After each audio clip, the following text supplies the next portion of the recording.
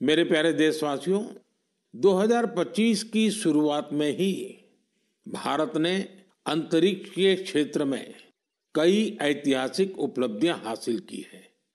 आज मुझे ये बताते हुए गर्व है कि एक भारतीय स्पेस टेक स्टार्टअप बेंगलुरु के पिक्सेल ने भारत का पहला निजी सैटेलाइट कॉन्स्टेलेशन फायरफ्लाई सफलतापूर्वक लॉन्च किया है। यह सैटेलाइट कॉन्स्टेलेशन दुनिया का सबसे high resolution hyper spectral satellite constellation है। इस उपलब्धि ने न केवल भारत को आधुनिक स्पेस टेक्नोलॉजी में अग्रणी बनाया है, बल्कि यह आत्मनिर्भर भारत की दिशा में भी एक बड़ा कदम है। ये सफलता हमारे निजी स्पेस सेक्टर की बढ़ती ताकत और इनोवेशन का प्रतीक है। मैं इस उपलब्धि के लिए पिक्सेल की टीम, इसरो और इन स्पेस को पूरे देश की ओर से बधाई देता हूं। साथियों, कुछ दिन पहले हमारे वैज्ञानिकों ने स्पेस सेक्टर में ही एक और बड़ी उपलब्धि हासिल की। हमारे साइंटिस्ट ने सैटेलाइट्स की स्पेस डॉकिंग कराई है।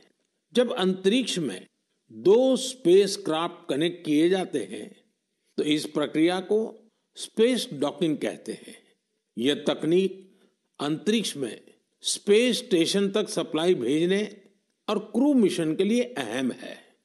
भारत ऐसा चौथा देश बना है जिसने ये सफलता हासिल की है। साथियों, हमारे वैज्ञानिक अंतरिक्ष में पौधे उगाने और उन्हें जीवित रखने के प्रयास भी कर रहे हैं। इसके लिए इसरो के वैज्ञानिकों ने लोबिया के बीज को चुना। 30 दिसंबर को भेजे गए ये बीज अंतरिक्ष में ही अंकुरित हुए। ये एक बेहद प्रेरणादायक प्रयोग है जो भविष्य में स्पेस में सब्जियों उगाने का रास्ता खोलेगा। ये दिखाता है कि हमारे वैज्ञानिक कितनी दूर की सोच के साथ काम कर रहे हैं। साथियों, मैं आपको एक और प्रेरणादायक पहल के बारे में बताना चाहता हूं। आईआईटी मद्रास का एक्सटेम केंद्र अंतरिक्ष में मैन्युफैक्चरिंग के लिए नई तकनीकों पर काम कर रहा है। ये केंद्र अंतरिक्ष में 3D printed buildings, metal forms और ऑप्टिकल फाइबर जैसे तकनीकों पर रिसर्च कर रहा है।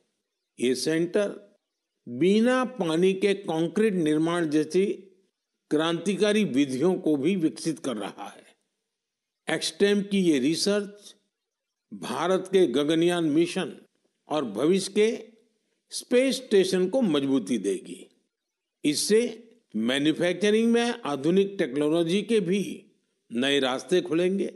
साथियों, ये सभी उपलब्धियां इस बात का प्रमाण है कि भारत के वैज्ञानिक और इनोवेटर्स भविष्य की चुनौतियों का समाधान देने के लिए कितने विजनरी हैं।